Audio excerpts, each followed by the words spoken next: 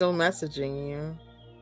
It was an onslaught of Hotep messaging that started at 1, and then it kind of slowly persisted throughout. And I'm not responding anymore.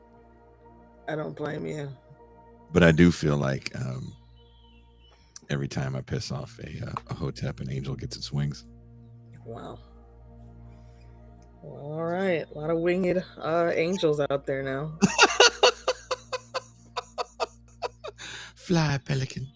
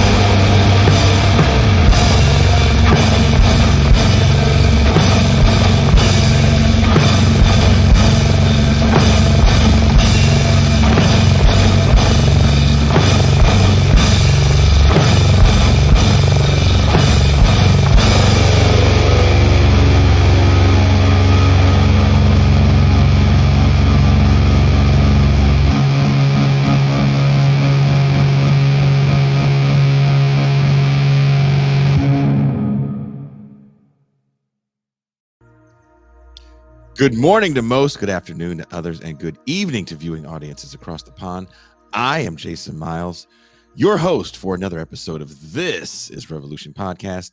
If you're new to the channel, please like, subscribe, and if you're enjoying what you see, make sure to hit the notification bell so you are alerted whenever we go live. We're constantly adding new shows and doing cross streams with other channels all the time. Speaking of new shows, just yesterday, we did an impromptu stream in honor of the release of the influential and genre-defying hip-hop group De La Soul. They got to finally release their back catalog. Their back, what was it, 9 albums, Tucson? 6 albums. 9 albums. 9? I actually don't remember. There's a lot of stuff. It's not just the first 4. But it was a fun 2-hour romp down memory lane for both of us. Sadly, the stream was taken down, but it's currently on Twitter and Facebook for a short amount of time. But we will have the stream up later today for patrons, where Patreon will keep it safe. Speaking of patrons, last night we had our monthly movie night where we viewed the 1992 crime noir classic Deep Cover with Larry Fishburne and Jeff Goldblum. After the movie, we had a good chat, and my house guest, Ben Burgess, and live show producer Jordan even jumped in to say what's up.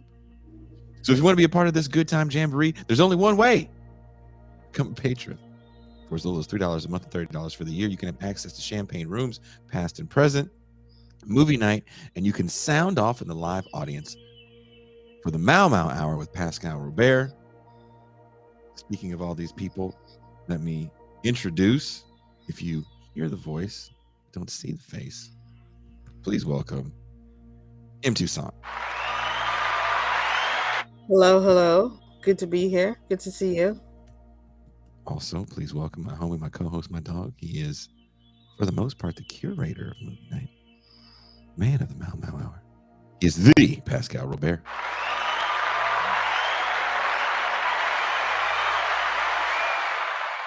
Peace and greetings to the chat. Peace and greetings to the audience. Peace and greetings, Jason Miles. Phenomenal movie night last night. 1990s classic, Deep Cover. Mm-hmm. I had a good time watching Deep Cover. I think I said this on the post movie night talk. I used to watch Deep Cover all the time whenever it came on cable, and it just got to be too intense. You know, it's an intense film. It's a very intense movie.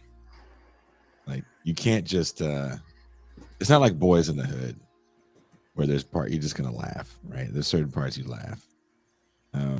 Like, even to this day, you know, I don't just say why around my house. If someone's I'm like, why? What'd you do to Rick? Oh God. Like, of all the things I've seen in my life, I never saw anyone pick up someone that was shot and then take them to their mama house. Yeah, that's a little. Like, I did that whole scene. I'm like, John Singleton, what part of South Central did you grow up in? You know, The suburban part. well, apparently, because that's not why there's plastic on the couch. It is not. Mm. What did you do to Rick? My Oh, God. Mom, it wasn't me. You know, so deep cover is antithetical. Even New Jack City has some parts in it that we laugh at over, like when Chris Rock hits that crack pipe. Like, Scotty, help me! I'm gonna die. help me! I'm gonna die. Yeah, that was the funniest thing, and it's like it was not supposed to be funny. Truly a testament to that man's talent. I think he just dropped a new Netflix comedy special. I don't know if I'm Chris Rock? interested in that. Yeah. Well, I know he was recently on doing the late night talk show circuit. Yeah, because he's got a new comedy special coming out. He was doing a tour with Chappelle as well. Wow. We got to get Pascal in a Molly Ringwald vintage T-shirt, man. Says Luca DeCola. Molly Ringwald. She from Breakfast Club? Yep. Yeah, Breakfast Club, Pretty in Pink, 16 Candles. For Those were keeps. all the movies of my high school years. Who were you in those movies? I feel like you were the James Spader character. No. It's really interesting. I was kind of between in Breakfast Club. I was between the nerd and the jock because I was somewhat athletic, but I was also moderately geeky. Okay, you were just geeky enough not to get shoved in a locker. Is that what you're saying? Exactly, because I was kind of big. I was kind of muscular, so no one would mess with me. Don't mess with that smart kid over there. That That Robert kid is a smart guy over there. He's kind of buff. egghead's also a musclehead. Pascal just fucking up all 80s movie stereotypes. Yep. And he's a black man with actual dialogue. You're just supposed to walk by. Revenge of the Nerds. Oh, yeah, or be like an extreme character. With a rap by little old me Lamar. Was he like the only black guy in 80s movies that actually got a chance to speak? I think so. Yeah, there was only one that was allowed, right? I know in Real Genius there's a black dude with a shag and he has like 2 lines. And we can't count all the black custodians and like what do you call people that park cars? Valet. Valets. Did the black valet and Ferris Bueller have any lines? Thank you. I don't think he had any lines. If Eddie Murphy really changes the game in the 80s for black leading men. That's a really good point. You know what's really fascinating though, and you talk about it on this in some of the specials you've done on blaxploitation movies, is how in the 70s we go from this whole plethora of a diversity of black film actors, roles. I mean, they're all within the genre of blaxploitation, barring a few. But in the 80s, you get the rise of Reaganism, and there's like one black actor. Richard Pryor is kind of on the decline because he, in the early 80s, he burns himself up. And, it's hard to get insurance when you have actors that are literally going to light themselves on fire. So, it's not even the drug problem. It's like, look, dude, we can't insure this guy if he's going to keep lighting himself on fire. And he stopped being a box office draw. He had signed a massive deal in the early 80s, lights himself on fire, has a bit of a success with that comedy album. Is it Live from the Sunset Strip?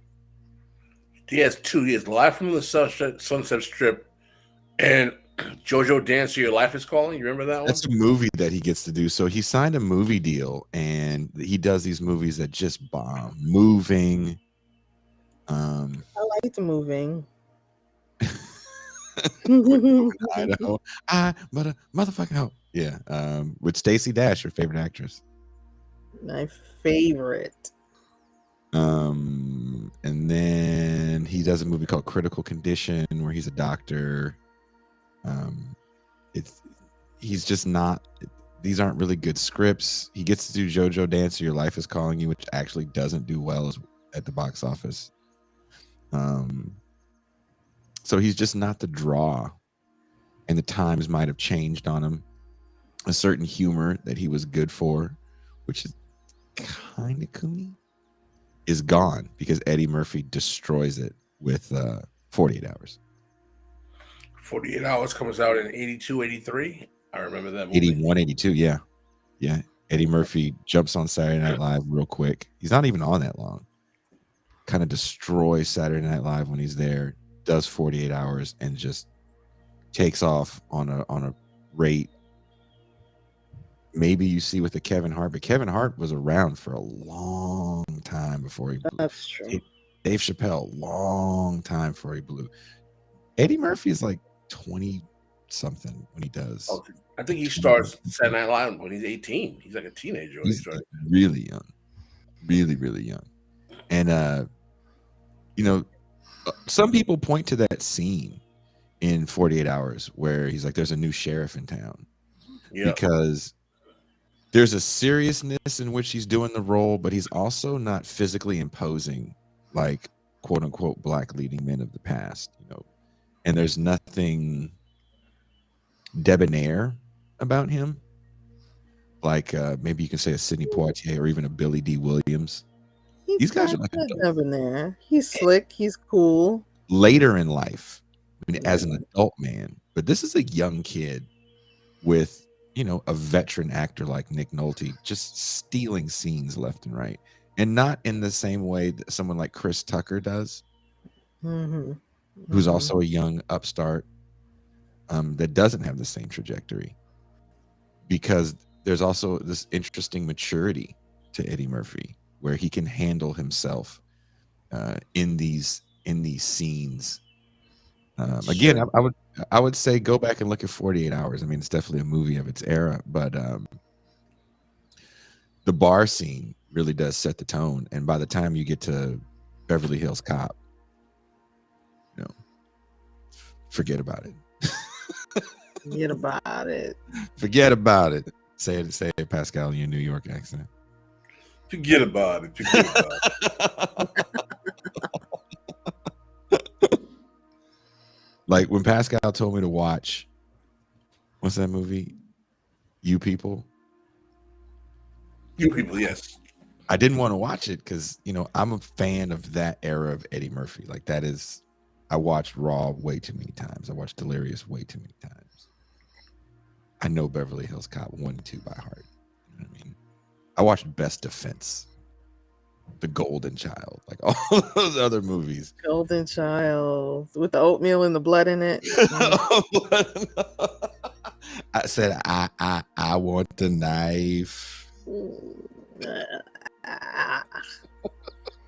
Please. Just loved all those movies. And then as he got older, I think he really, really got to dig into the adult man and dig into his acting chops. What was that movie? Was it Dreamgirls he's in? Dreamgirls. He was furious that he didn't get an Oscar for Dreamgirls. Because the scene where he does the drugs in front of his kid and he doesn't say anything and he just makes that face. Ooh. Did you like Dreamgirls, Pascal? I did like Dreamgirls. I thought it was very good. Toussaint, did you like Dreamgirls? I didn't see it. Wow. All black card. No. Wow. How are you even black? It's just me and Ben. Jesus. Not being black, not seeing movies. Like if Ben Burgess told me he didn't see Dreamgirls, I'm like, okay, that makes sense. That plays, right? But you?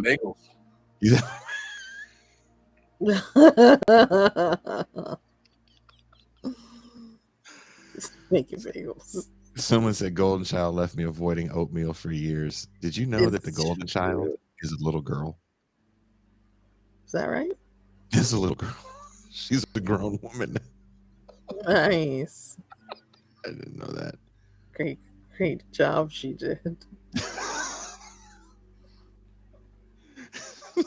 Really made you think she was a little bald Chinese boy. Very convincing. Well, look, I'm going to throw out a talking point for you guys while I try to find our guest. I think she's having some problems with the link. Just to let you guys know, this is what we do here on Saturday. This is our Saturday free show where we go a little longer than our 1 hour format and head to the champagne room for further discussion. No, today the champagne is on the house. That being said, before I bring in our guests, I wanted to throw a topic out to the panel and, of course, the viewing audience in the chat. San Francisco is planning to cut the staff of their emergency crisis response team. What could go wrong? What could Hilarity ensues. Yeah, the world is just an episode of Three's Company, Tucson. Yes. What's a bunch of misunderstandings. San Francisco is planning to cut the staff of their emergency crisis response team. Instead of calling law enforcement when you would be witnessing someone having a mental episode, the emergency response team can come out and de-escalate a situation. Last month, with no warning, the city announced that all mental health clinicians, this is from the San Francisco Chronicle, sorry. Last month, with no warning, the city announced that all mental health clinicians would be removed from the vans and replaced with emergency medical technicians. The clinicians could keep their jobs, but they would no longer respond to immediate crises. Instead, they would do case-by-case follow-ups with people after the team saw them. In other words, San Francisco's only mental health first crisis response team will have no mental health professional on board. That means there is no one on the van who can issue a 5150. That is the state code for an involuntary psychiatric hold if someone is in extreme crisis. Carrie Fenderson, a crisis response clinician who worked on a street team in 2021 and 2022, told the reporter that while some calls he responded to were minor, others were fraught, like the time he helped someone threatening to jump off a bridge. Once he got a call about a person driving in the pedestrian area of Golden Gate Park who seemed to be trying to run people over. The benefits of having a mental health clinician available to respond to these types of emergencies seem obvious. Now, SF wants to pivot to doing more follow-up work with people, but this really isn't an either-or situation. What do y'all think?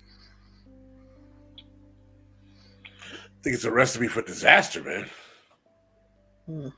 Cutting, those kind of crisis situations in a time where we're still stuck in a post-COVID precarity, decreasing economic mobility for large segments of people, and a lot of people economically downtrodden. It doesn't seem like a formula for success. Am I missing something? Tucson? No. They want to do more follow-ups. Like, what does that even mean? How is that going to help us out? I don't know. Steve says something very, very interesting. He said all cities are about to pivot to tough on crime policies post-COVID. I wish Steve was wrong, but I actually think his instincts are correct on that. Yeah. I think Eric Adams in New York is a forecasting of what the future is to come for municipal governance in the post-COVID era. And I think that what happens in the Chicago election between these two candidates, Vallis and Johnson, may be an indication of where things are going to go. I mean, I know that Karen Bass won the election in LA on a more progressive agenda than her real estate mogul opposition.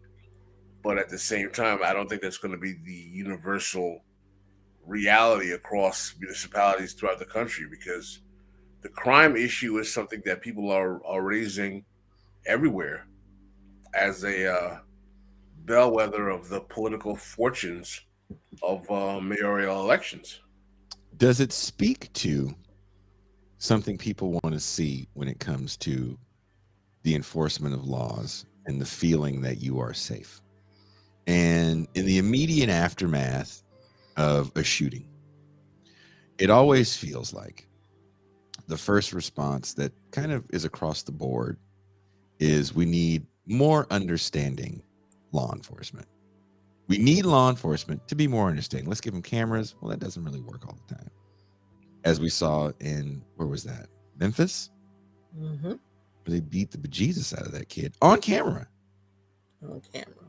We see snuff films constantly to the point where most of us don't remember everyone's name that we see literally killed on camera. Yeah. You know, there was a person that I was seeing that worked in, not direct, I guess, worked in a court system, and she would talk about how she would see officers in an empty courtroom sharing their camera videos of them effing people up.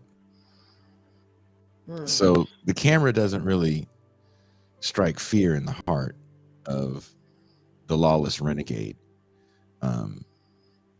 And, you know, we can talk about the psychology of, you know, who wants to be a cop. There's the great line in Deep Cover that kind of parallels with a line in the original Mad Max where Larry Fishburne says, all this time I thought I was a cop pretending to be a drug dealer, but in reality I'm just a drug dealer pretending to be a cop. Mad Max says the only thing that is really separating me from these roving hordes of bad guys is this badge. I don't really feel comfortable. I don't know if modern day law enforcement is really having that crisis of consciousness. It's not. But as we're seeing more high profile murders of people and more people are dealing with petty crime. So to me, it seems a little different than the 90s where the drug market is just so illegal that there's that much money to be made. Everything's a little different now. There's people stealing scripts is a lot different than, you know, needing a large gang for a distribution network for cheap cocaine that you're cooking down into crack. It's the scene is a little different. To me, it's more dystopian today because we're seeing more petty crime go wrong. More people are being displaced. I can't tell you what it used to look like leaving the studio. All the garbage cans on fire and people standing around them.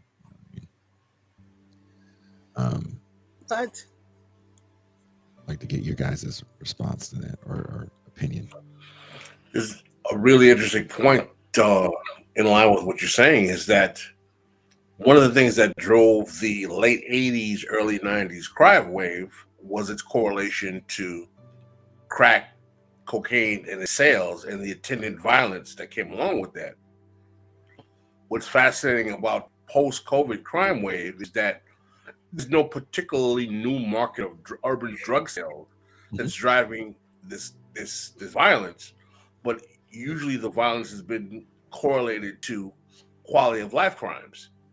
So we have this attendant increase in violence, but it's not correlated to any kind of really underground economic criminal activity. But at the same time, the quality of life is so desperate for large segments of the city that people are just resorting to all types of violence.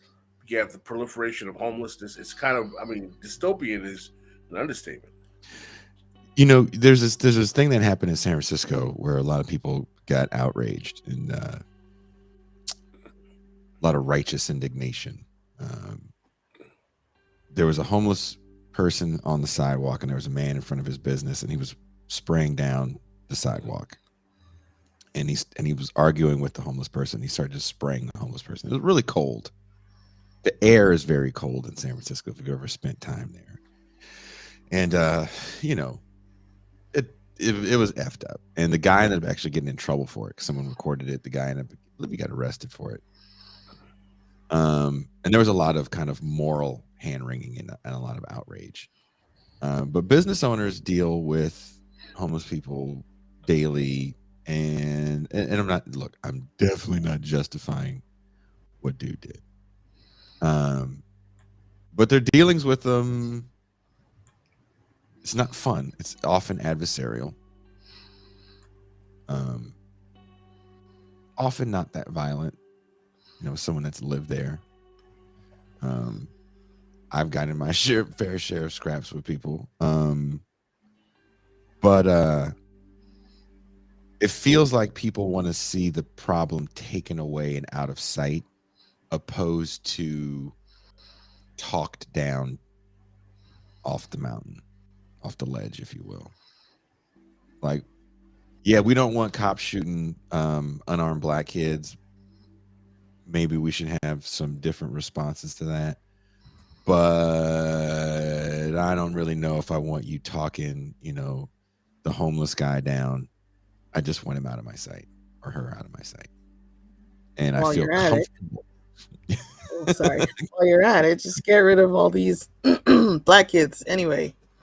I don't want to see them either. Since you're here. Right? Don't be here anymore. So that I don't know if you guys want to say. Go ahead. I think there's definitely, I'm sorry I cut you off. I think there's definitely a feeling of precarity that people are projecting onto crime. They're just calling it crime. They have a sense that what they have is precarious and scarce. And there is just a general feeling of living as being mugged. What do you think, Pascal? No, I mean, there is a tangible change in the quality of life post-COVID. I mean, I think that, you know, we do see crime statistics and data on the rise. We do see a diminution in quality of life, an increase of people being evacuated from their housing costs going up, homeless numbers going up. So, you know, it's not like it's just in people's minds. There's definitely quality of life factors as well. And plus, I don't think anyone is really factoring how actually traumatic the COVID stay-at-home phenomenon really was for a lot of people as well. How it affected kids in schools, educational outcomes, and a variety of other factors also is something that I don't know if we're even prepared to calculate as a society. COVID never happened. In fact, don't even say the word. It never happened. Just go back to work. It's better for everybody. There are still people working. A lot of people are still working at home as a result of COVID. Right. Or they have a mixed schedule. Yeah, hybrid jobs. Yep, hybrid schedules. A lot of people I know in the PMC sector are in that kind of hybrid space. I mean, sorry, go ahead. No, in terms of where their work is, but at the same time, you know, people who are not in that PMC kind of world, they're getting, you know, housing costs are so high, they're getting evicted from their properties with no kind of recompense or no kind of resolution. It's stuff is rough out there. It is rough. And no one's offering any real solutions. Sorry, I'm jumping out because I'm trying to, you know, get the guests in. We're having looks like some technical issues. No one's offering real solutions or even temporary reforms, really. These are big problems. Well, you know, part of the problem is that the posture of the Biden administration is COVID is over. Stop talking about it. Right. Mm-hmm. You know, I mean, he had the COVID relief, bill that threw sprinkled some money here and there, but the long term consequences of this phenomenon, I think, merit a much deeper policy consideration than simply the sprinkling of a few, checks for $2,400 here and there, and that's it. I mean, I think we also should consider the positive things that stay at home policies gave us. A lot of people got to sort themselves out. They got to get off the hamster wheel, and they got to have a look at their lives and maybe decide to spend more time with their kids or with their family. And these are some of the people who might be pushing to continue working from home. Going back to work is not popular. It's just not. So many people would prefer to be at home. Yeah, and life changed. We have to be honest. Life changed during that pandemic. Absolutely. If you got the ability to work from home and you don't have to commute, even if you'll make a little less money to stay home, don't have to commute. You can, if you have a child, you can manage your child care a little bit better. You don't have to, pick them up as late. That could save money. Lots of money. It's working from home was a game changer. Absolutely. Game changer for a lot of people. But it also turns your house kind of into a 24-hour prison because now most people on salary, especially in California, you're on salary. You ain't getting OT. No, you're not. And the more you work, the less you get paid. Yep. Yeah. You're always going to be working once you decide that. And certain people are going to fit in that work from home category. There's going to be some people that want to be in an office. Right. I think one of our patrons on the call-in show talked about that some people want to be in an office and interact with other people. I get that. Who wouldn't want to be? I love interacting with people. That's why we do these goddamn live shows. Yeah, that's weird. It's your thing. A lot of the people that want to go back to offices are bosses. Let's not discount that. I would disagree with that. Miles, did you have fun in the quote unquote office? No, I hate the office. I hate office politics. I hate office people. I hate. I'm not talking about the microwave. Office. You hate people that put fish in the microwave? Fish in the microwave. Can't stand it. Office coffee. Office coffee. Well, I spent some time in tech, so it's really good. Office coffee, changing the water cooler, trying to get one of the dudes in the office to change the water cooler for you, then getting 3 of your female coworkers to change it yourselves, then spilling water all over the floor. Again, I worked in tech. It was way different. Every water cooler was infused water at Square.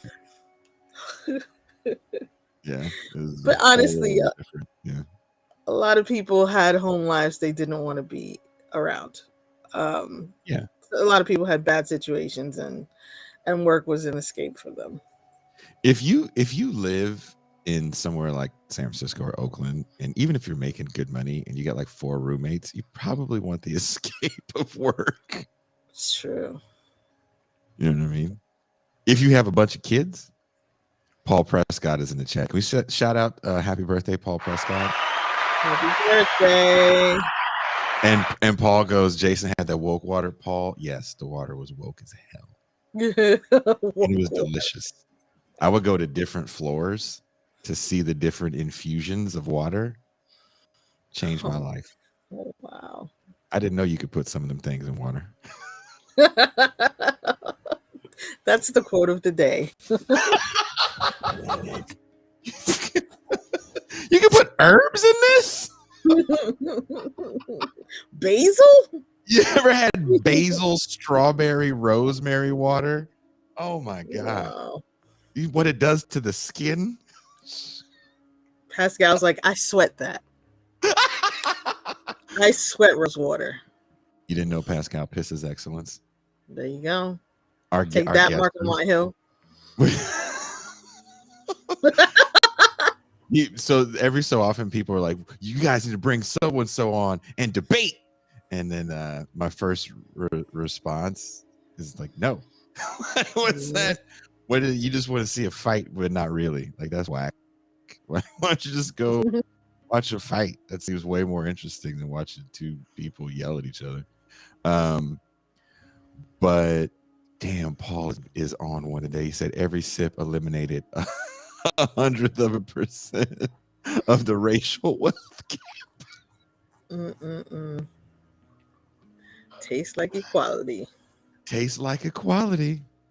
Well, look, let's bring in our guests that are very patiently waiting, and they're sitting there they're like, Esperanza, what did you get us into today? These silly ass Negroes. I can see them in the virtual green room. She's like, oh my God, I thought I was coming on a real show. She told me this is Mark Lamont Hill show and Brianna Joy Gray was going to co-host. I did my hair for this.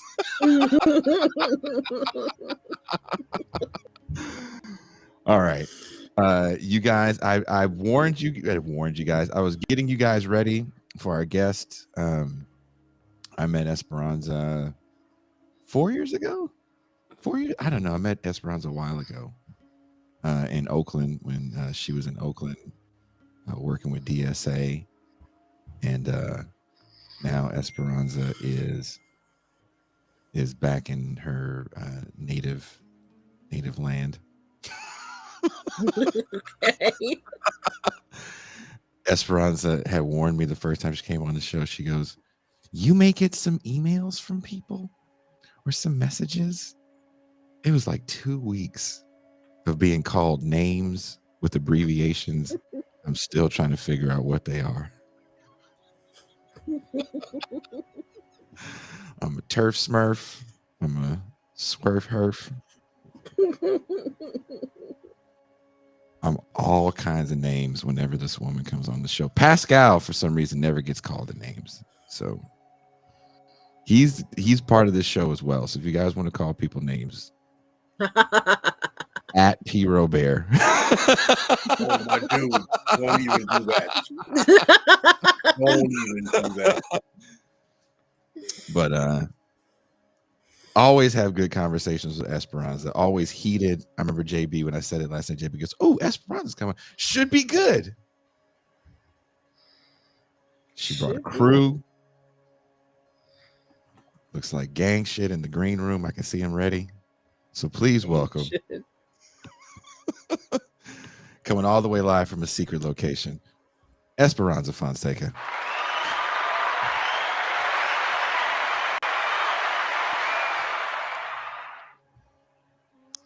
Hello. Hey, Pascal. Hey, Jason. Wow, what an introduction. You scared me for a second, telling me some names were going to be on. That last conversation I had was a bit contentious. No, I'm giving you a hard time because that's what I do. Now, I don't know your crew. I didn't get to meet your crew last night. We had a quick impromptu phone call, and is everybody having technical difficulties? I can't even talk. Is everyone having technical difficulties? Somebody switched their camera around and is showing the wrong part of the room. You got to switch it around because you're showing the wrong part of the house.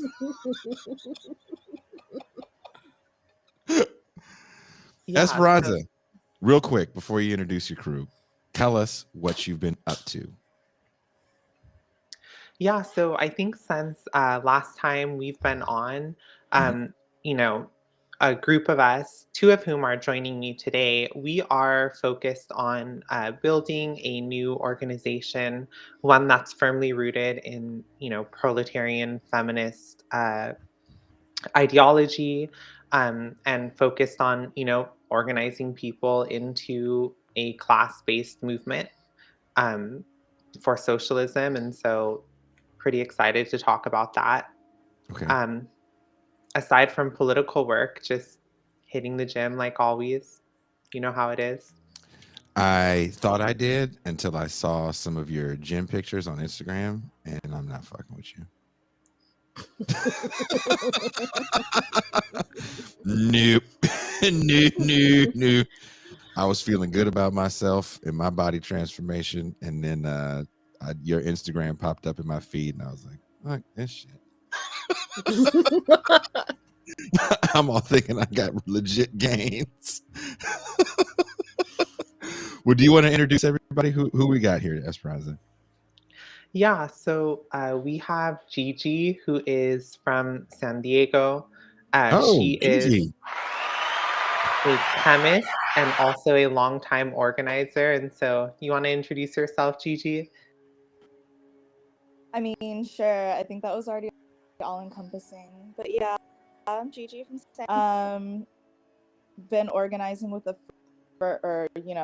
with almost 2-3 years, and then did a little bit of student organizing.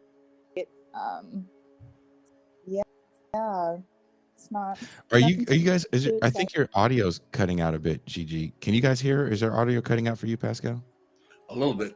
Okay, yeah, your audio's cutting out a little, Gigi. Okay. And we have someone else that's hiding their face. Who else do we have with us today, Esperanza?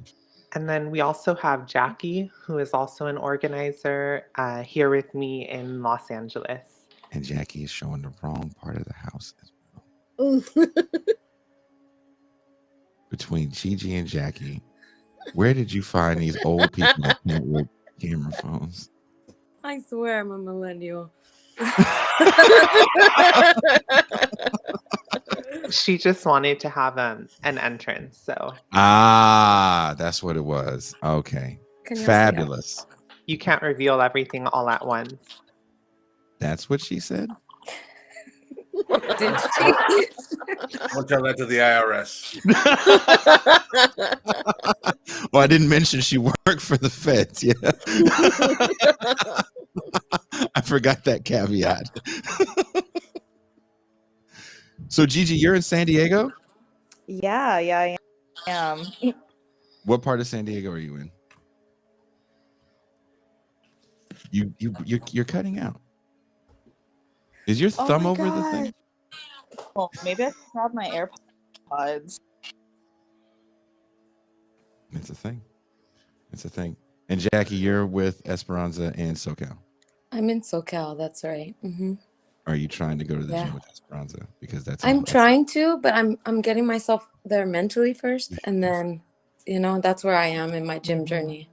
Yeah, the leg game is on a whole nother level. Yeah. So you want to talk about feminism today, Esperanza Fonseca? Well, contemporary feminism.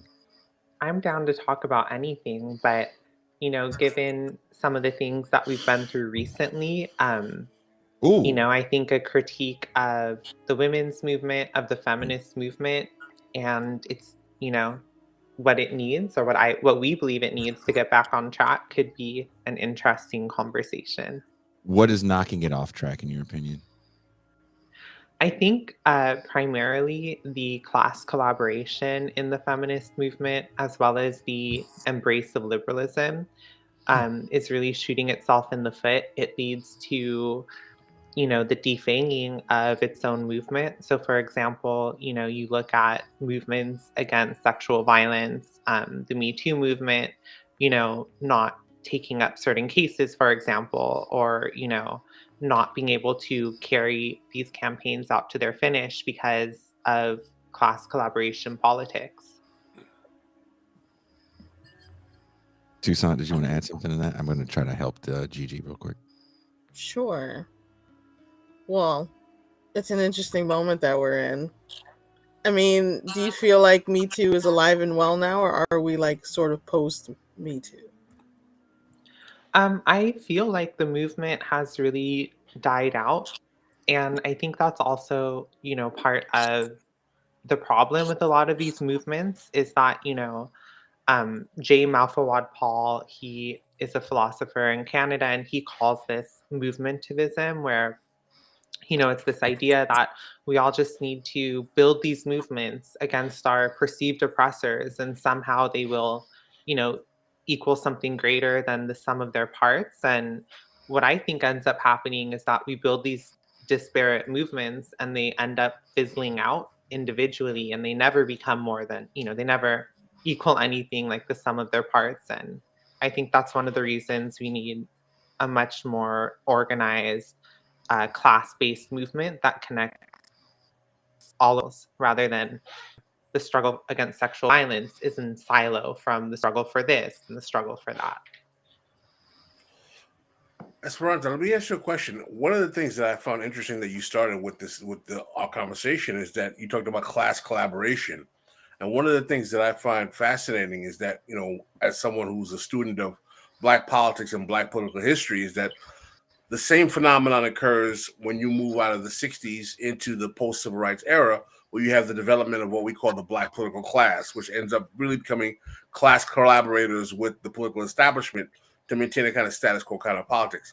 Do you think it's inevitable that whenever you're dealing with politics rooted in an identitarian mechanism, whether it be Black, whether it be woman, whether it be gay, whether it be trans, that eventually there will be a class of individuals within those various identity groups that will become collaborators or compradors with the ruling class, and that the whole nature of quote unquote identitarian organizing is fraught with the reality that it does not resolve the ultimate class issue of members of those respective identities?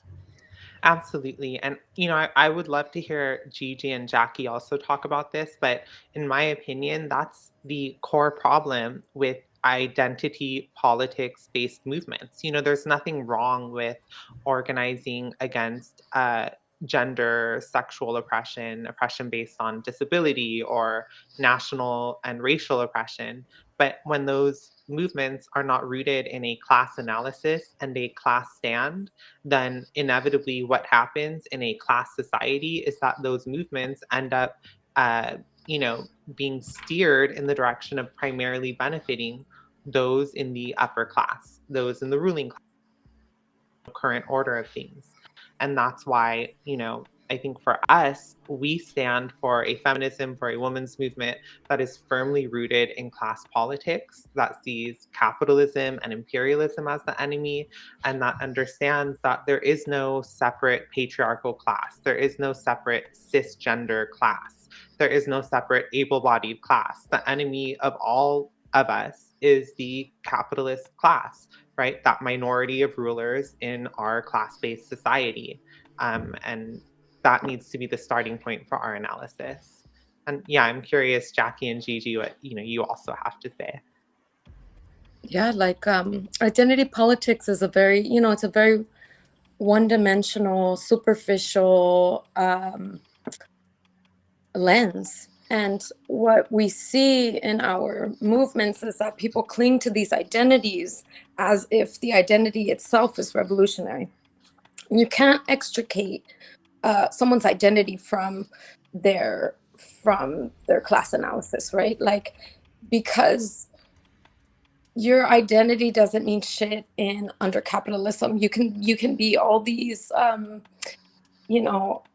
oppressed identities and still like y'all are saying, still collaborate with the capitalist class, with the ruling class.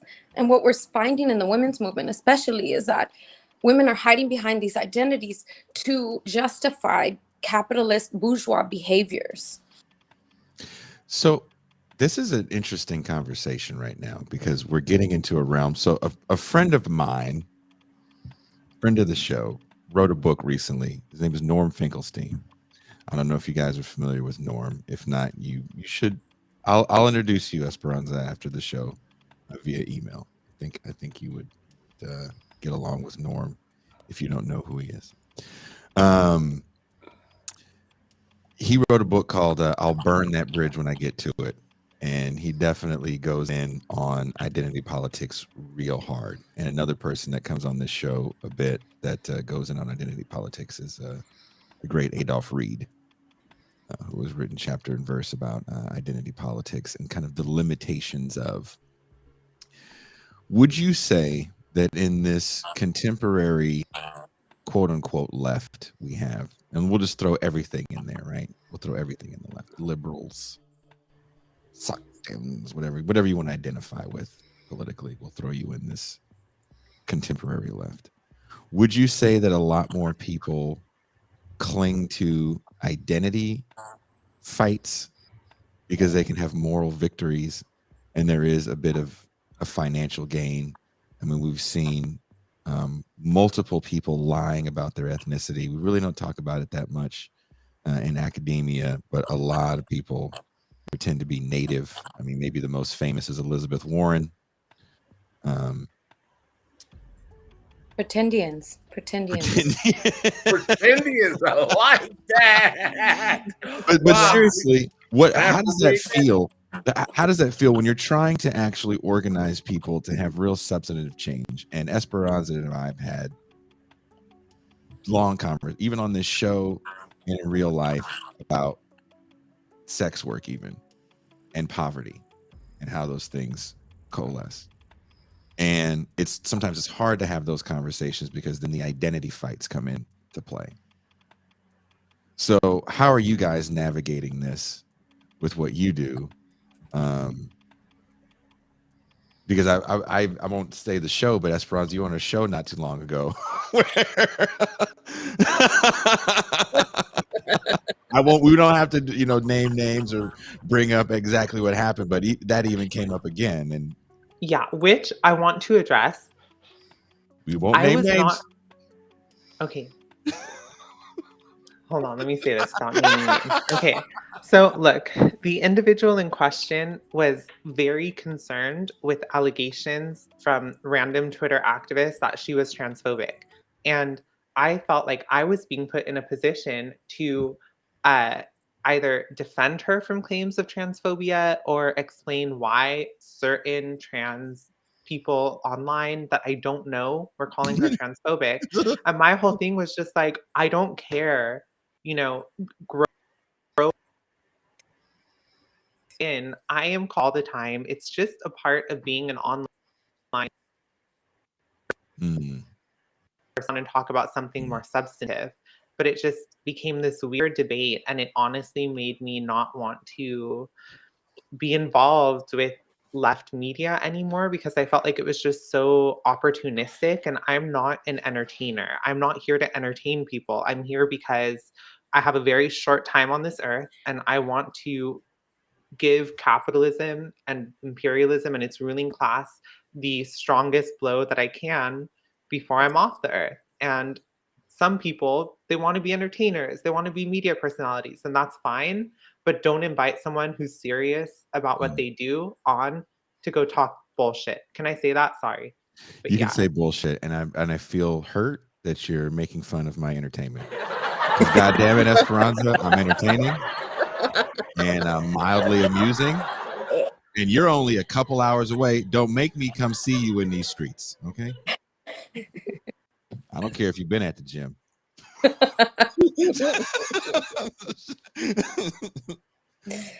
but seriously, I actually appreciate that because I don't want to get into the whole meaningfulness of online debate and online media culture, but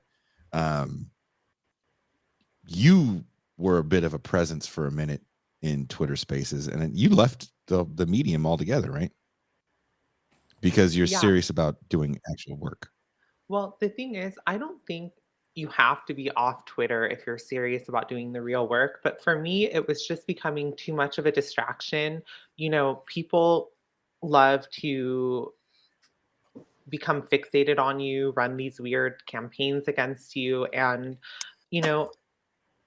I'm just going to let people say, I think like Mark said, he's like, I really don't care what the public says about my work. I'm, just going to keep doing it. And personally, I don't care what public opinion says. I'm just going to keep doing my work. And Twitter was just becoming too much of a distraction. But, on your earlier question, I do believe that, part of the problem with the focus on identity politics, and I'll say class devoid identity politics, because I don't think theorizing or organizing around racial oppression, gender oppression, et cetera, is bad in and of itself. I just think it needs to be rooted in class analysis, right? And I think that part of the problem is that it creates fertile soil for opportunism to arise, because, for example, you have this epistemological claim that I, for example, can say, if we're going to talk about trans issues, none of you have any right to say anything meaningful on the topic because you're not trans. But we know that's not true. You have a mind, a brain, you can. So I think that, these class-divided identity politics creates fertile ground for opportunism to arise, and also for people to make arguments not based off of reason, not based off of evidence, not based off of a scientific materialist understanding of the world, but simply because I identify as this, therefore you have to listen to me. And that is extremely dangerous and problematic, and allows for people who can just adopt these identities to come in and derail movements in service of the bourgeoisie, in service of capitalism. And I know, Gigi, you've talked about this too. I'm not sure if you have anything to add, but. Camera's on you, Gigi. Can you hear us? Okay. Yeah, can you hear me okay? Are we good? We can kind of hear you. You're cutting out a little bit. Some people have been joking that we have leftist Wi-Fi connections today. God, that's like for real, because you know what's funny? I was like this close. I was this close to being like, Esperanza, why don't you just come down here and we do this show live since you're so close? But we also have leftist gas money. That's a thing. That is a thing. But so how do you organize around that when it feels like these identity and the epistemological statement, I think is really strong. Pascal, do you want to add something to that? Because this is kind of I talk about all the time. One of the things that I find really problematic about the whole concept of quote unquote organizing and movement in left spaces is the role in which foundation capital, philanthropy, and the nonprofit industrial complex helps reduce any type of purported radical activity to really a means in which capitalism can social engineer so-called left politics within the actual mechanisms of economic and capitalist hierarchy.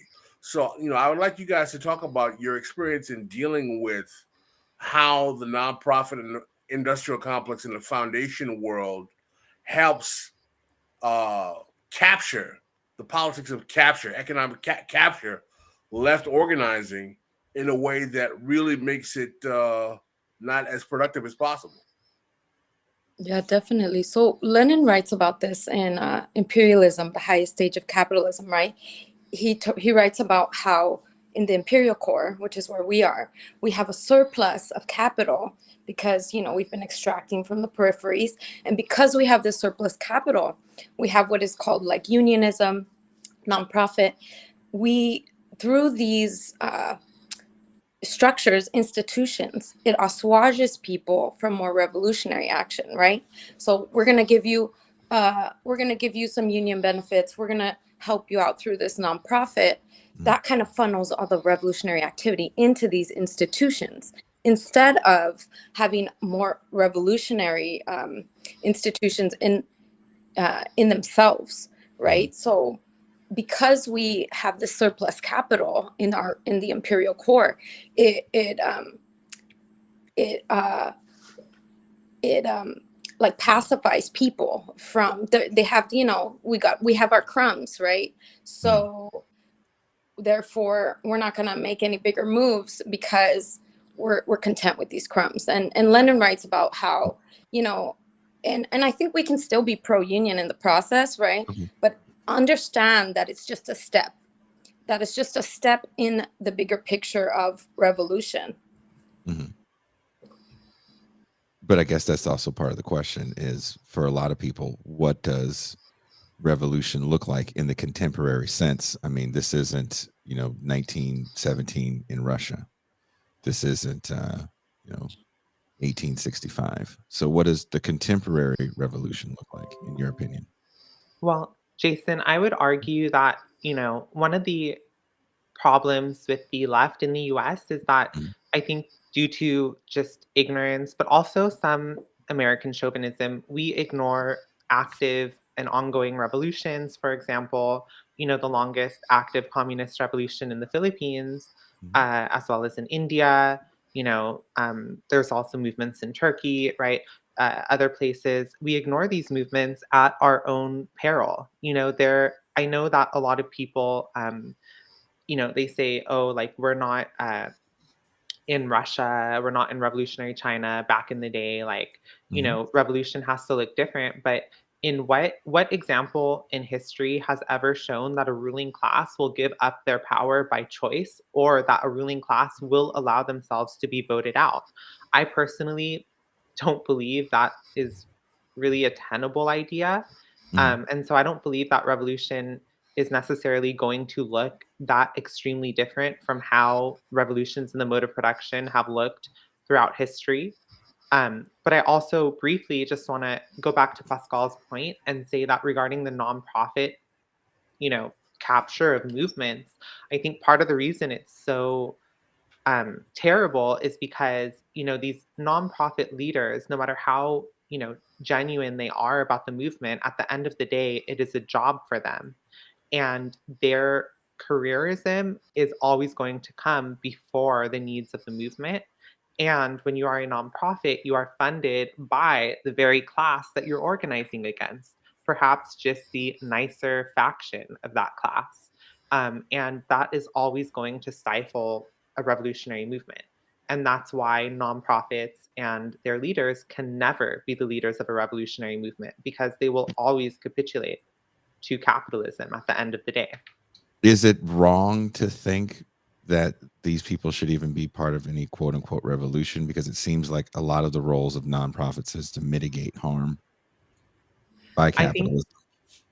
I think there's definitely an argument to be made that they shouldn't, but I also think that there is room for people in nonprofits, for organizations to join revolutionary movements, but they simply cannot be at the forefront of it. For example, in the Philippines, you might see some nonprofits, but they're not leading the revolution, right? Like they might serve the people, Mhm. but they support the aims of the revolution.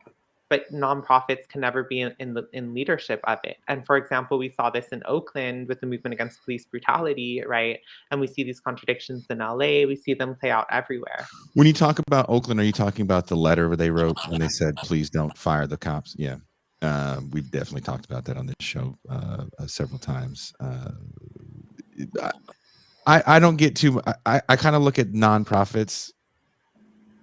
It's a mixed bag, in my opinion, and I think we probably both agree that the role might be one of quote unquote harm reduction. I'm using inverted quotes there by saying that.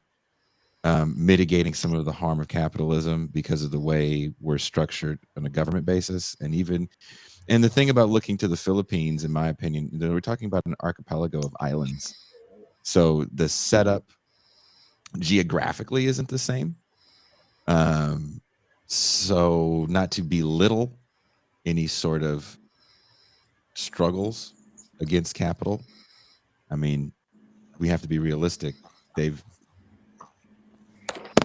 still have problems in Manila. Bongbong Marcos is president. So I guess the bigger question is, you can fight off some things in the hinterlands of somewhere, Kerala, parts of the Philippines, Chiapas, but ultimately, does revolution have to be violent? And how do you overthrow capital when you have the internet and endless porn. I mean, you also need people to care. I mean, when you ask, does revolution have to be violent? I think the question is, at what point has the ruling class not attempted to completely obliterate people who Mhm. have attempted to build a society based on equality and justice through Mhm. peaceful means? I mean, Mhm. if we could build a society on equality and justice and socialism through peaceful means, I mean, that would be the absolute best way. But in what sense would the ruling class ever allow that? You know, I personally don't believe that there is ever a situation in history in which a ruling class has allowed themselves to be peacefully overthrown. Well, I mean, I agree with that. Is that the state and the capital would not allow itself to be overthrown without bloodshed. My only reservation is that when we talk about revolution, is that where are the cadre who are dedicated themselves to overthrow the state and capital? Revolution is something that is not you just throw. It's not like a T-shirt you put on and say I'm down for it. I said, okay, let's down. Who exactly has the worldview, the ideological infrastructure, the actual training, the mechanisms prepared to deal with providing goods and services for people in the society, even if the revolution was successful? Who has the vision and the capacity to be prepared to say, like, we are actually going to challenge both the state and capital? So for me, the question becomes is that, just simply talking about revolution in itself is for me, it's an ideologically aspiration. Like, my question is, Mhm. how do we build people to actually look at what I'm more interested in, a vision of a new society, looking at a way in which we actually envision a world in which we can have that kind of equality and equity you're talking about. Because my position is that one of the revolutionaries who I actually admire the most is Amilcar Cabral. And one of the things that Amilcar Cabral said is that we're not doing this for fancy ideology or phrases. We're doing this to make the material lives of people better and to improve the quality of people's lives, not simply for the sake of slogans. And the position I'm making is not that we should avoid revolution. The position is that we should always focus on understanding that the goal here is to improve the quality of life of the people we know that are suffering under capitalism, imperialism, and all of these other forms of exploitation and extraction.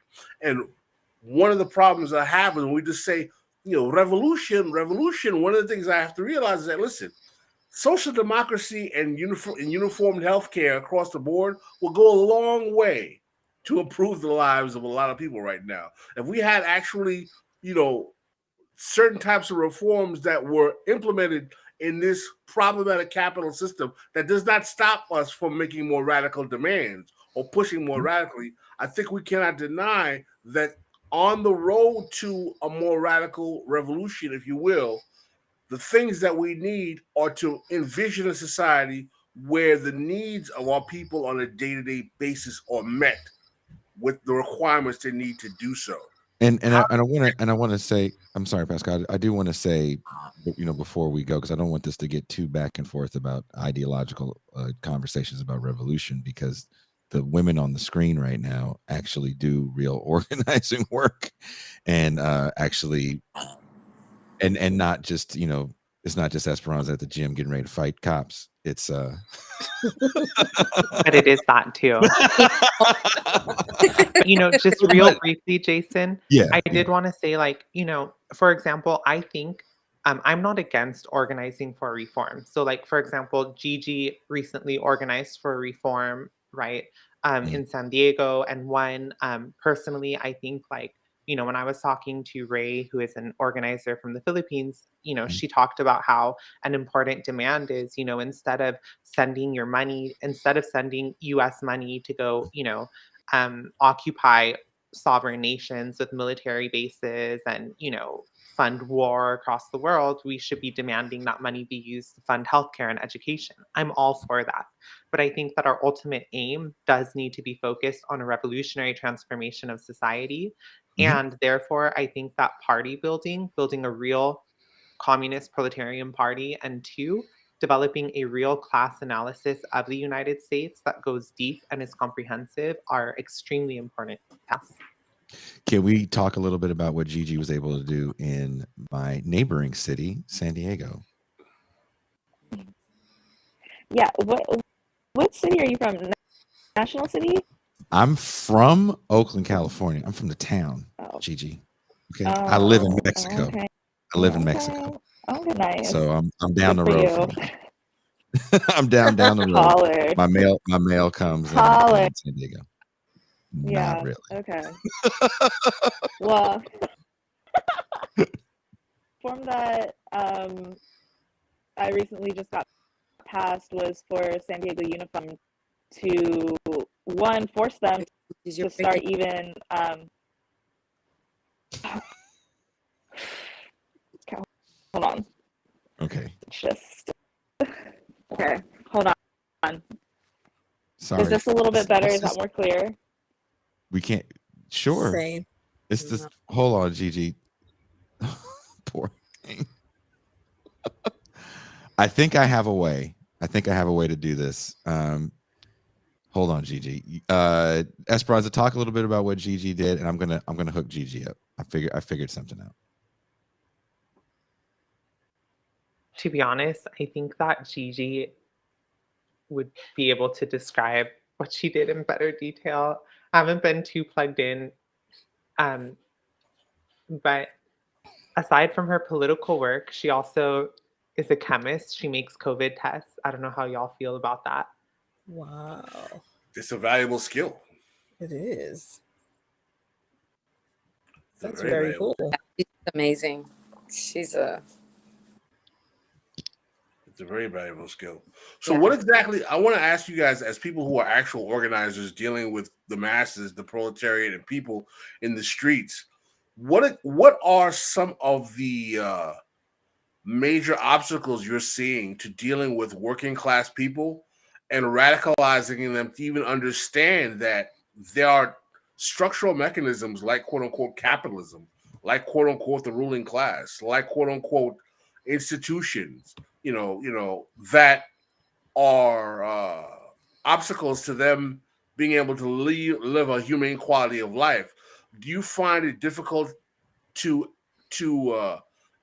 open their ideological horizon to where they even want to challenge the status quo? I'd like to hear some of your experiences in actually dealing with working class people in their spaces. What kind of people do you do? Do you deal with people in unions, non-working people? Are you dealing with lumpen folk? Are you, what exactly are the actual experiential narratives that you're dealing with the folks you're organizing?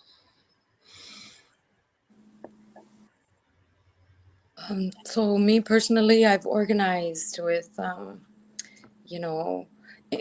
incarcerated folks, formerly incarcerated folks. I work in education, so I'm in an elementary school, and what I see, what I find is that we in the U.S. in the West, we have some of the strongest, most effective propaganda promoting a fascist settler colonial state, and countering that is just no easy task. So what I've seen is that the lumpen, like you were talking about, Pascal, is extremely reactionary, and by design. But that doesn't mean that we can't. That does not mean that we cannot educate and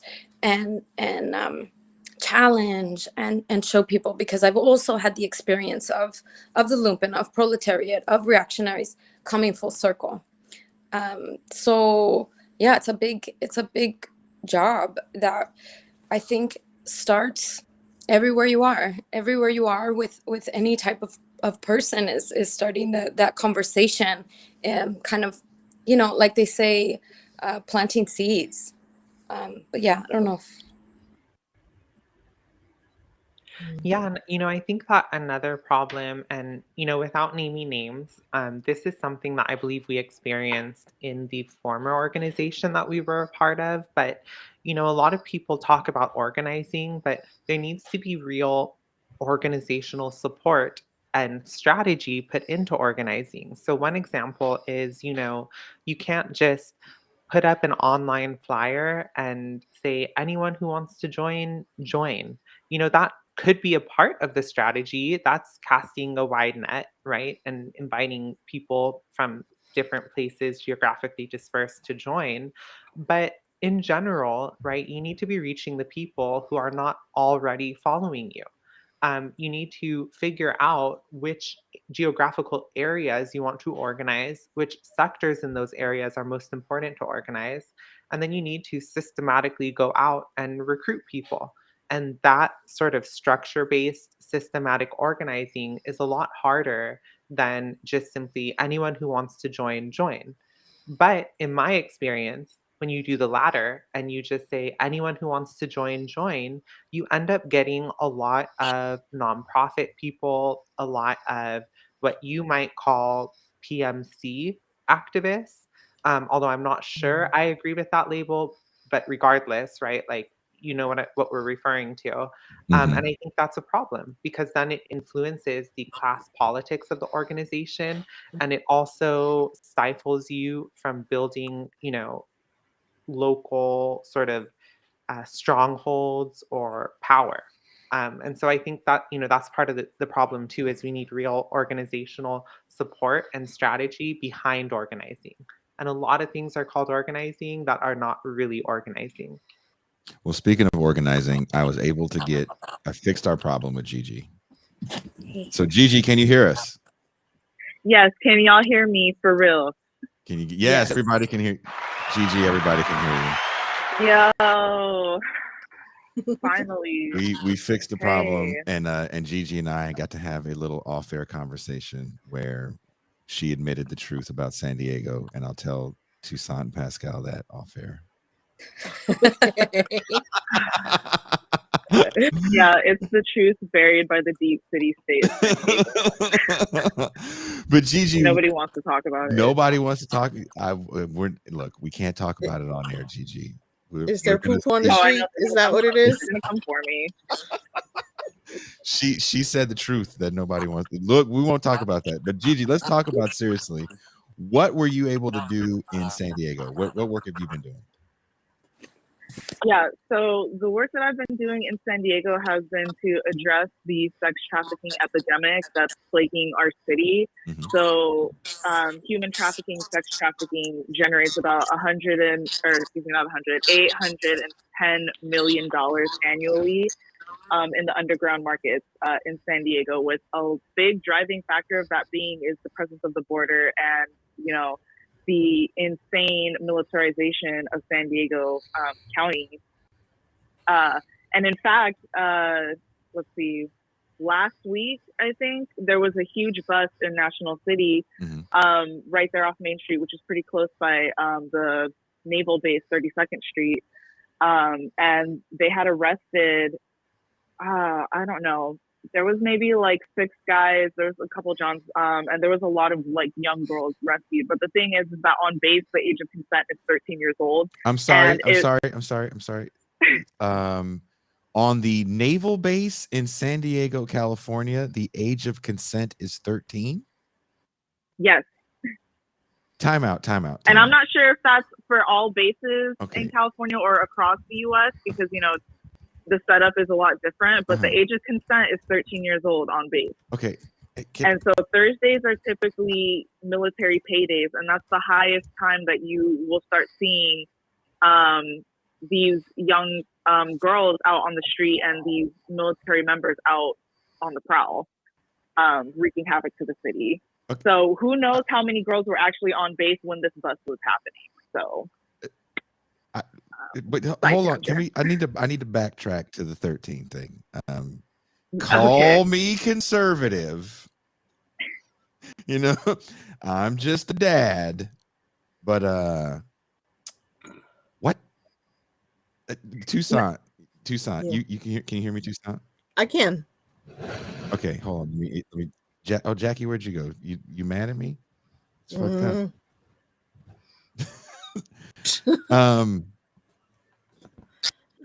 13? 13. Who came up with that 13 rule? years old. Yeah, who came up with that rule? Is this like a rule from 1815? Like, who came up with this rule? I have no idea where that rule on base originated from, but when you take a look at, the military, the U.S. military, when they go out overseas, and particularly like when they go into Southeast Asia, because that's where a lot of military members decide to retire and have their little vacations and whatnot, they are buying, girls and boys, these, children younger than 13 years old for sex. So I'm not surprised at all that is something that they keep in practice on their bases here in the mainland.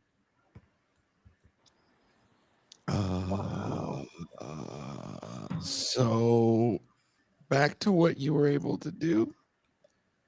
Yeah, it plays a big factor in what this was targeting. Okay. Yeah, so the reform that I had just gotten passed at San Diego Unified was to one, get the school district to start complying with, I believe the bill is called AB 1227.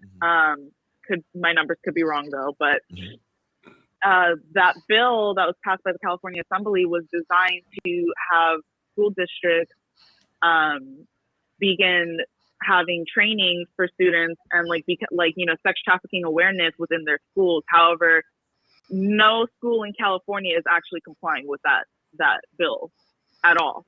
And so when we take a look at San Diego and the conditions around the locale, that puts these students at an extremely high risk. And it's not just limited to the city. Of course, I would say it's the entire county, right? So the first thing that I did was target the San Diego Unified, because this should not be a thing. You can't go up to a school board and be like, okay, how many children do you think is acceptable to be trafficked? Tell me, I want a firm number. How many students you think is okay to be trafficked? The answer should be 0. And if it's not 0, you should not be in your board member seat. No, and there should be no administrative staff within these schools, period. So they were so when I went through and started speaking with board member Bazo, when I first met her, she just got elected to her position. And then she quickly rose up to the ranks and became VP of the board and then president of the board. And she was really, really willing and open to be the author of this resolution. Because she also had experience within education and she had children of her own, and she was like, "Ooh, this is really serious." And I'm like, "Yeah, this is really bad." So basically the reform is to begin having teachers being trained regularly on what the sex trafficking signs look like, and starting to be trained on how to address these students without having to, contact CPS or get the police involved. We want to make as much distance between the student and those legal services as possible, because in order for them to come in and help, usually the actions that the state takes is often re-traumatizing for that particular survivor, right? So it makes them less likely to actually rehabilitate with whatever it is that the state's trying to provide them. So Gigi, usually Gigi and Esperanza and Jackie, I think all of you guys work with women, or maybe just people in general. I don't want to just limit it to women, people in general trying to get out of being sex trafficked. And Gigi makes a very interesting point right now, talking about not wanting to get the state involved. What are the negative connotations to getting the state involved when you're trying to get someone out of trafficking, especially 13-year-olds? Just real briefly, one, they get removed from their families. Is that a good or bad thing in certain situations, though? Well, CPS has a history of family removal, which essentially breaks families up. So even for minor infractions, they're going to remove a child from that space, and then the process to get the child back is extremely long. It's expensive. It's very strenuous on the family, especially if they're already in a vulnerable position, right? So then that child can end up being lost in foster care, and foster care ends up being one of the most vulnerable demographics of youth, especially here in San Diego, because we have such an aggressive foster youth program in the entire nation, it only continues to feed into the cycle of institutionalized violence that these youth have to experience. But that's one of the negatives. But CPS is involved. making a pivot more or less to keep people in family. But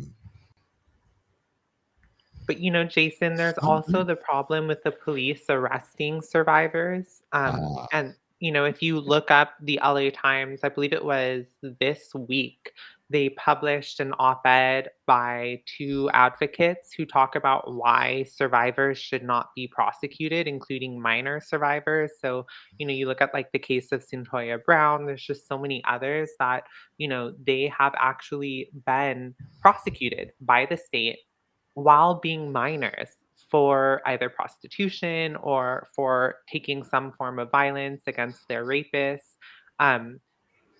And so that's also one of the problems. I think there absolutely is a critique to be made of the prison and police abolition movement, but we also know for a fact that the imperialist state getting involved in sex trafficking reduction efforts, it usually always ends up in the criminalization or the persecution of the survivor themselves. So with what you're doing, do you then have to, and we're talking about the mixed bag of nonprofits, right? How do you then forge a community, a system to help these people get out of this situation? Because you can't just go, okay, I removed you from the naval base, go run along now, right? It's not that easy. What's the next step after we remove you from this horrible situation? Right. Well, the next step after that removal is being able to, one, have access to everything that this survivor needs in order to make a safe transition back into, civilian life. And so that means having a place to stay. I wouldn't suggest like a group home because, again, if this person is coming out of the foster, care system, we all kind of know how that goes. They're kind of set up like miniature prisons. Definitely don't recommend that. So finding a way to provide housing that doesn't resemble those kind of conditions. Two, they need to be able to have some type of financial assistance. They need to be able to obviously like have a stipend to be able to afford to not be in a vulnerable position like that again, right? Where they're not preyed upon by these traffickers, by abusers. As well, also, listening to the survivor, figuring out what they want to do for, work in order to participate in the formal economy. So maybe they want to like pick up a trade or think about going to college or finishing and getting their GED or whatever that case may be, even going so far as if they're willing to pursue legal action against their abusers, against their traffickers, being able to assist them and help them through that, right? Access to medical care, because there's a lot of things that happen when you're in the trade that the medical system is just not equipped to handle with appropriately. And when we think about how bad women's healthcare is already, and you want to add sexual trauma on top of that, including the mental trauma that comes from those kinds of lived experiences, it's just a no. It's just a no. So being able to have specialized medical care for these survivors is also really essential. And also as well is to not be forcing them to go to therapy. From our perspective, therapy is a must-have, but you can't just force them in because it's making them seem like there's no agency in why they're there and being forced to talk about all these things, right? There has to be a level of getting this person their humanity back. And so all of these things are necessary for a healthy transition back into, civilian lifestyle. So that would be the next couple steps after the removal. So do you have this set up, or are you trying to get this set up where there's like maybe a facility? Yeah, so currently what we're having right now, because it's still in its very, very early stages, so we're still talking about like trainings and things of that nature. But there's someone that I was speaking with within the district that is willing to take it a step further, and obviously she has more conversations with the president board member than I do. So we were discussing different ways to kind of transition that, and one of the things that I had brought up, and this is something that I, learned from when I was in college, is that their student ID cards. One, you can just have the number, the state hotline number for trafficking on the back of their card, so they can call that. But the thing that I wanted to take to the next level is that, one, they need to have emergency funds. So like if the event goes down and they're like, I need to go, I need to leave my situation ASAP, they need to have the money to do that. So one thing I was suggesting to them is to work with one of the banks here in San Diego, preferably one of the credit unions, to work on getting them these hybrid student cards where it's also like a credit card, a debit card, and they'll have a fixed amount of money on there for these emergency situations, right? But the thing is that when these students use this money, it's going to flag the district and they have to track them down within a certain amount of time to be able to get them the services that they need or to help with that removal that they need. It would take a lot of bureaucracy. It would take a lot of bureaucracy it to does. make that work. Yeah, these things do take a lot of bureaucracy in order to happen. And then also being able to keep schools open through the winter break and through summer break in order to have like some form of emergency housing or, food. I mean, they still give food over the summer, at least I would hope. They're still doing that. I'm not entirely sure. And also just to have basic like medical things, especially for young girls, including like, feminine hygiene products available, because that's something that's not available to us in schools. So question to you, Gigi, Esperanza, Jackie, everybody on the panel. And I'm not trying to say this in an adversarial way. I'm actually asking the question. At what point do you try to work with the state? Because everything you're talking about is extremely expensive.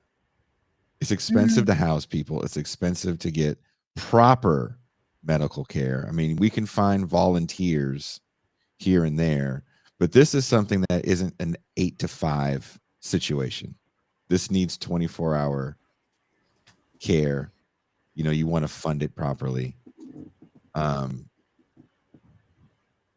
Do you try to work with the state, or do you try to just get the funds privately? And then also too, it kind of runs into that problem that, we were talking about earlier. And I think we all agree that, nonprofits are a mixed bag. Well, if I could interject for a second, I think this is one of the reasons why, we cannot just be service providers, but we have to be organizers of a militant movement. And also one of the reasons why the actual revolutionary left must halt its retreat from the issue of prostitution and the sex industry. Because when the revolutionary left stopped talking about the sex industry, it was the liberal feminists and the NGOs that swooped in, and now they are the only ones leading this fight. And look at what they do. For example, look at FOSTA SESTA that took down Backpage. There was not even a consideration of the demand that the wealth generated off of our bodies would be given back to us in some form of survivor funds or healthcare or housing or reparations or anything. So, that's like, what's the point of arresting those people, of seizing their assets and not redistributing it back to the people who they stole it from in the first place? And that's why, these movements for greater services must be connected to a militant movement that is willing to hold the ruling class and their state accountable and make these demands of them. I also, do not believe that we will be able to achieve this like harmonious world where survivors are given everything we need as long as the current capitalist ruling class remains in power. And that's why I think it needs to be an antagonistic movement against them, along with, demanding more services and things like that. How do you handle that duality of being antagonistic to the people that you probably need to get funds from? Well, do you mean like in terms of politicians? Funders. I mean, we're being antagonist to a system, not just politicians in a vacuum, right? And I'm asking the question because it's hard. I think we all walk this tightrope. And I think you're speaking to a certain moment right now where the left is still young and burgeoning, and there's a lot of absolutism, right? There's a lot of, well, if you do this, then you are fed, then you're bad. If you do this, then this is bad. And we kind of have to work within a lot of things that we may not agree with wholeheartedly, right? We may have to work with the government if there's a grant they're giving out where we could get land, so we can have the facility. We may have to work with a nonprofit. We don't like nonprofits if we can, get money to fund the project. And this is coming from someone that's worked inside there with, my own goals, right? That are probably very similar to your goals. But it's hard to work within that system because there is a dance you have to do, and sometimes we lose. So I'm just asking the question about the dance that needs to be done, because this is a transformative project that Gigi is talking about undertaking that would be massive, right? Even on a small level, even if she just did it in National City, that could reverberate through just the state. Yeah. Well, I mean, I think that, these people in power don't concede because we're friends with them or because we're nice to them. They concede because you force them to. And at the end of the day, I think that's what we need to do. But I also, I mean, look at the history of the US. It's not going to become some social democracy, I mean, not even Bernie could get elected. And then even our so-called social democrats in Congress, like AOC, are over here breaking strikes, right before huge environmental disasters like what happened in Ohio. So personally, I think trying to hold out for some magical social democracy that our supposed leaders are going to give us, I just don't think that's going to happen. And I also don't think that they're going to give us anything because we're nice to them, It's because not that's about not give, what moves them. but it's not about give. It's about playing politics, right? Give and playing politics are two totally different things. No one's saying that, we're cute enough to get free stuff. It's just the art of playing that game, right?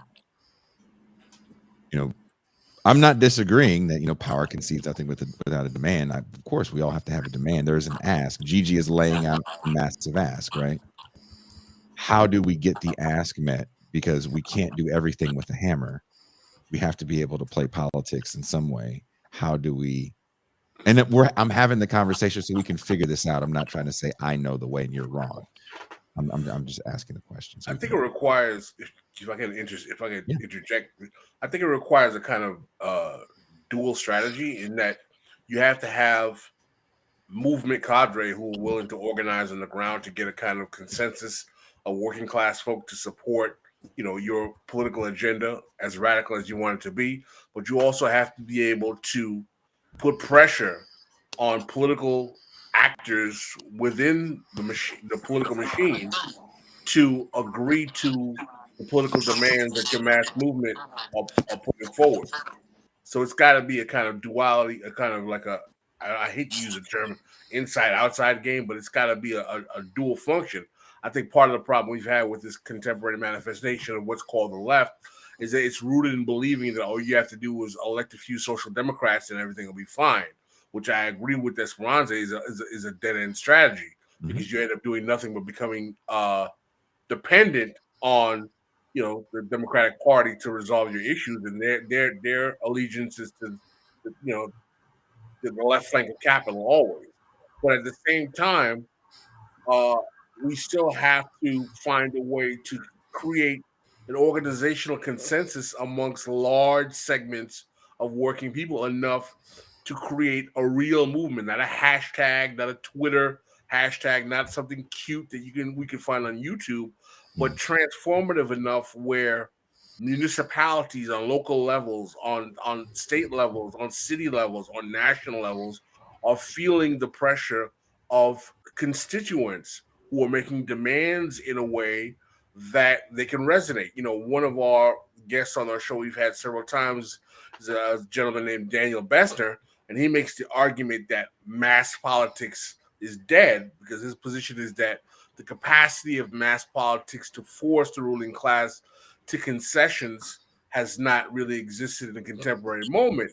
And the reason I'm a little hesitant to do that is that I find that the reactionary right uses mass politics with some level of effect in terms of getting their cadre to get, you know, reaction from their political representatives. So all of this at the same time makes me think about how do we do this, right? When we don't have the advantage that other aspects or historical manifestations of the left had, i.e., a counter hegemon like the Soviet Union that provided an ideological pressure point to Western capitalism to force concessions, which made things like, you know, not only the civil rights movement, the feminist movement, but a lot of movements in the New Left period possible. We don't have that kind of counter hegemon as well. So these are all considerations that need to be made. Are we in a period where mass politics really serves no particular utility? These are just questions. Well, let's go back to Gigi, who actually had to do some work with even on the local level. Gigi, how were you able to get politicians to listen to you? Yeah, that was actually a little bit hard. Just getting in contact with them was difficult because they all had these automated emails that you can't really get through. And like everyone in the district had those kinds of responses. So, you know, send that introductory email like, hey, you know, my name's Gigi, I'm local to San Diego, blah, blah, blah, whatever, you know, I want to talk to you about, you know, the sex trafficking crisis in San Diego, like, can you schedule a time to meet, blah, blah, blah. And then you immediately get hit with, oh, you know, X board member is, you know, will receive this email at whatever time. So it was really kind of based on luck that they even responded and if they were even willing to listen to you, because at the time that I started this project, a lot of them were getting voted off. Yeah, it was their time. So they weren't really that interested in responding to any type of emails. They're just kind of writing out their terms. But I did get lucky, obviously, with the board member who did respond back to me, because look at where she started and where she is now. So like I picked a good target to at least author the resolution.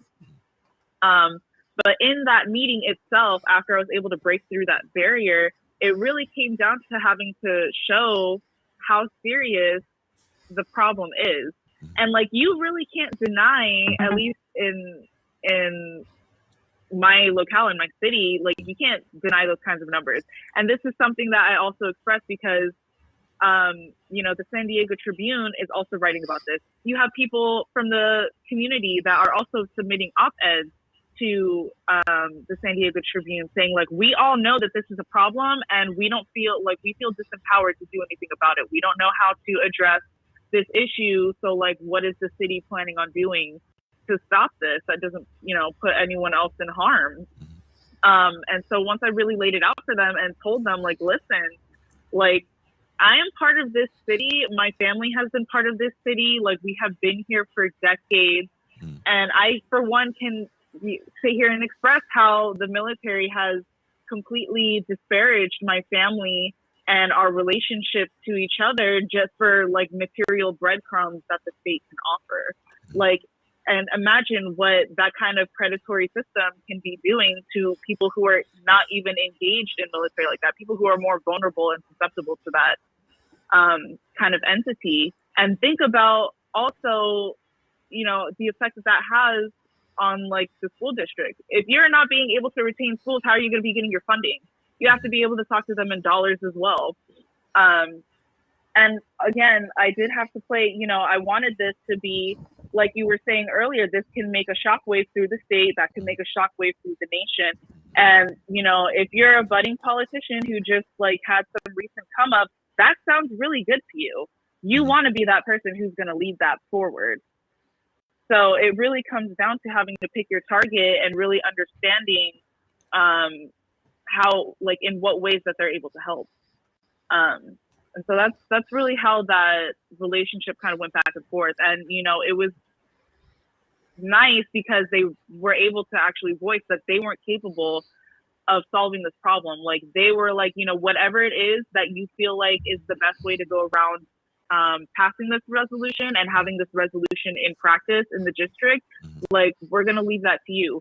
Like, we will do all the work. You just tell us what you want us to do. And I'm like, okay, sounds great. What happened? And I know this isn't... Jinx, finish your thought, Gigi. I'm sorry. And then Esperanza. Okay. Yeah, no, I was just going to say, and, you know, I would say I really did get lucky with the hand that I was dealt. And when the timing of it all, when I started that campaign, because it was like an election year and all of these people are getting shuffled around. So it can play a big part in their campaigns. But, you know, in other locales, I know trying to do something like that is going to be really difficult based on like the kind of political climate that's in their city. Yeah, and I just wanted to respond to you, Pascal, but I think that we need to give up this idea that the United States will ever become this nice social democracy. It's just not. You know, the contradictions continue intensifying with, you know, climate change worsening. I mean, things are not getting better in the United States, and we need to give up this pipe dream that, you know, we'll be able to make the American capitalist system work for us. We will never be able to do that. And when we try to, we are brutally repressed. This country, you know, brutally represses people who peacefully try to make things better. And for that reason, I think that, you know, it is not, you know, it is not realistic for us to sit here and ask, like, how can we, you know, build social democracy in the US? The real question has to be, how can we work towards the goal of actually overthrowing our ruling class and its state and implementing something far better? And that is often painted as this unrealistic goal. But in my mind, I mean, there's nothing more unrealistic than thinking that this brutal, repressive system will ever allow people to take power in it. I mean, again, it's my response to that is simply that if we can't even convince people to demand social democracy, what makes you think you're going to convince people to actually revolt against the system when they like the system so well that they don't even want to ask for anything from it? Well, so when I say that, I'm not saying that, you know, it's impossible for us to organize, you know, the people, like the exploited classes in the US around these demands. But I'm saying that the people who currently hold the power, the minority of capitalists and their lackeys, their running dogs, are not going to meet our demands without force. And even then, as you know, they will always attempt to do things to, you know, take the struggle away from us. For example, implementing social democracy to prevent socialism, things like that. So yes, I do. I don't disagree with that. I don't think I'm making the argument at all that I'm expecting that America is going to become some kind of utopian paradise if we organize a movement to get, you know, universal health care, free college for all, and everything is fine. That's not my position at all. This is a capitalist country. It's, you know, it's based on imperialism. I get that.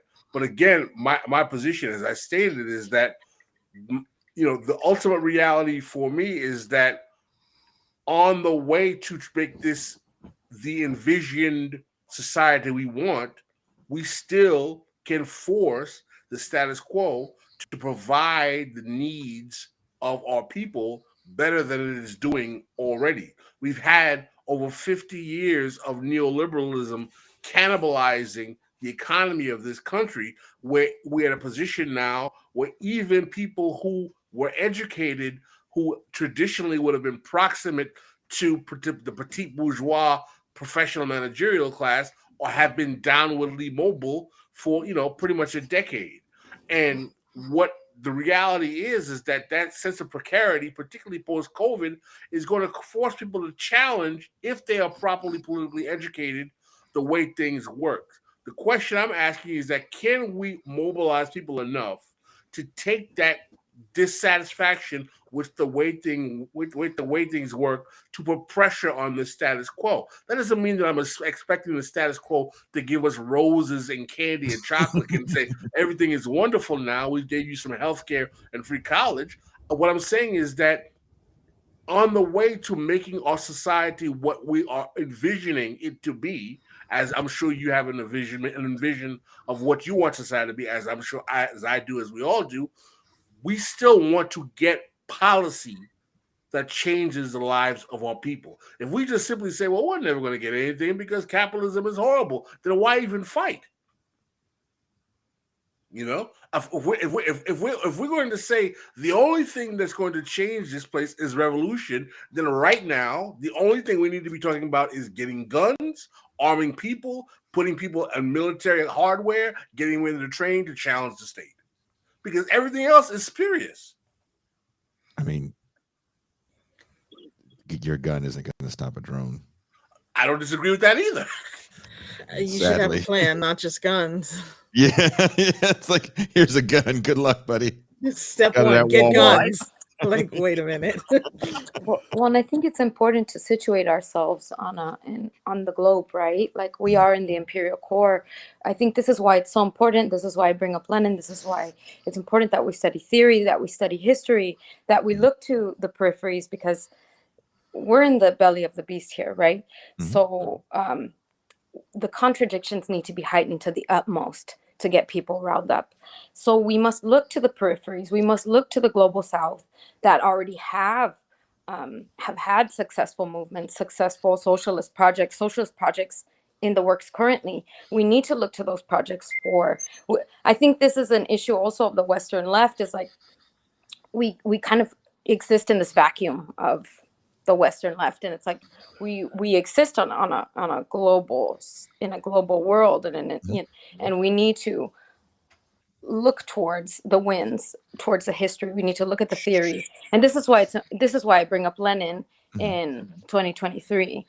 I mean, look, these are all things that we talk about constantly, but you know, there's a modern context in which I think sometimes our enthusiasm and ideological zeal can overlook.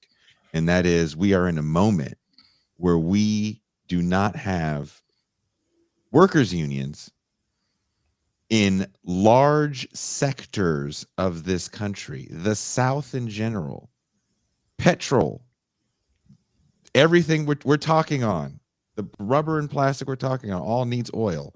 The majority of that industry is non-unionized.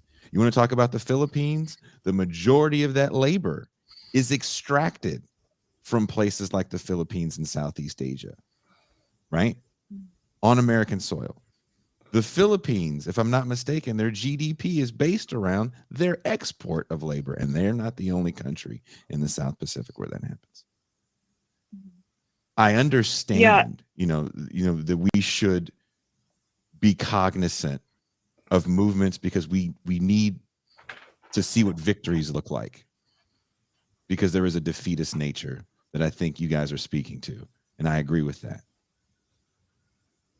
But and I wanted to go ahead. No, go. I was going to ask you this question, Gigi. I want to pose this. Okay, I do want to pose this question to you.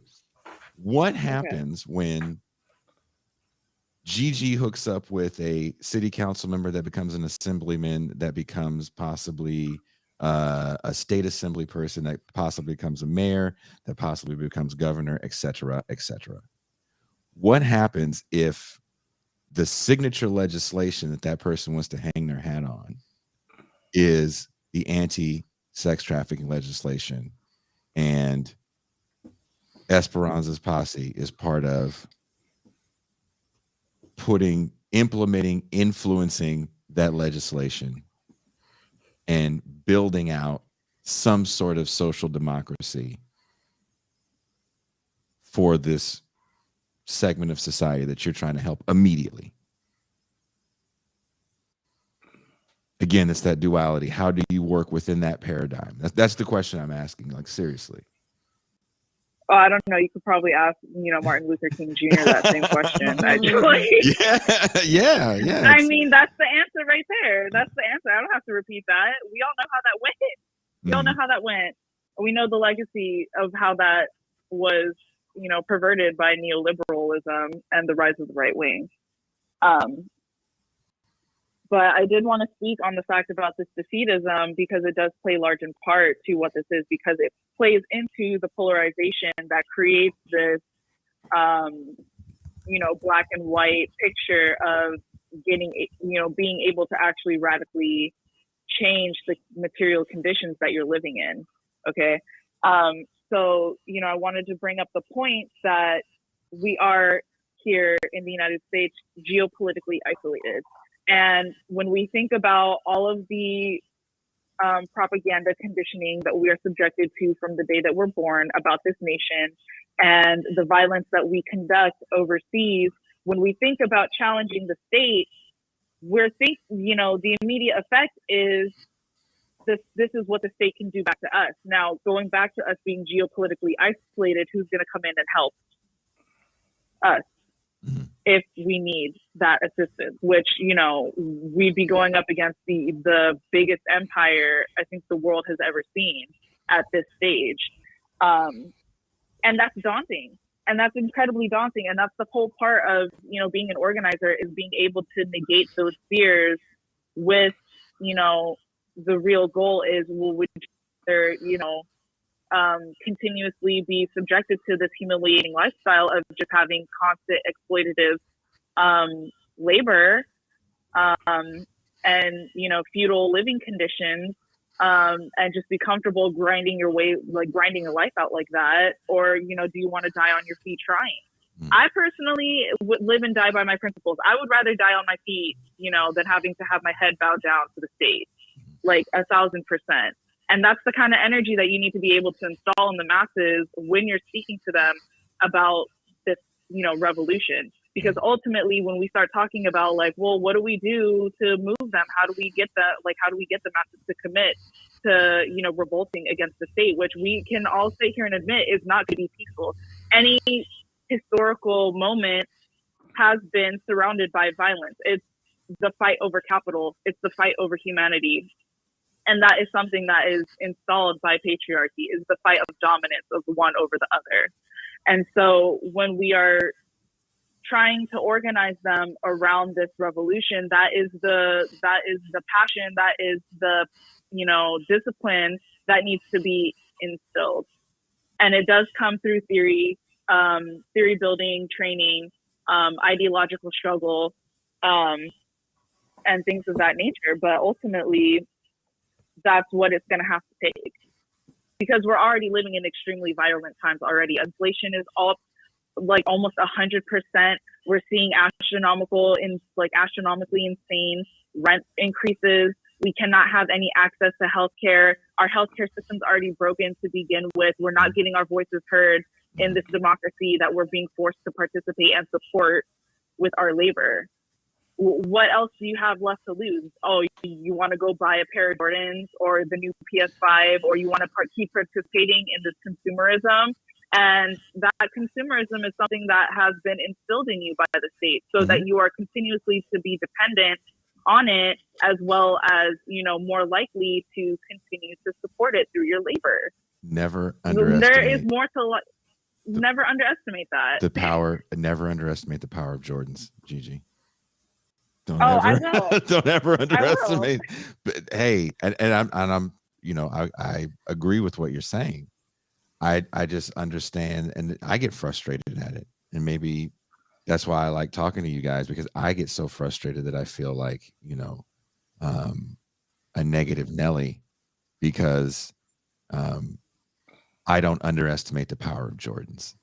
And when I say that, it doesn't have to be the consumerist aspect of it. I mean, we're living in a moment where people are very comfortable with being billboards.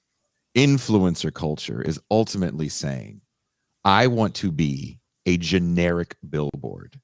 I will watch ads. Breaking through. Healthcare doesn't matter anymore to a lot of people. It really doesn't. Oh yeah, it's new age capitalist branding. You know, think about it. I'm sorry. First and foremost, Esperanza, thank you so much for hanging with us. I understand that Thank you you, have Esperanza.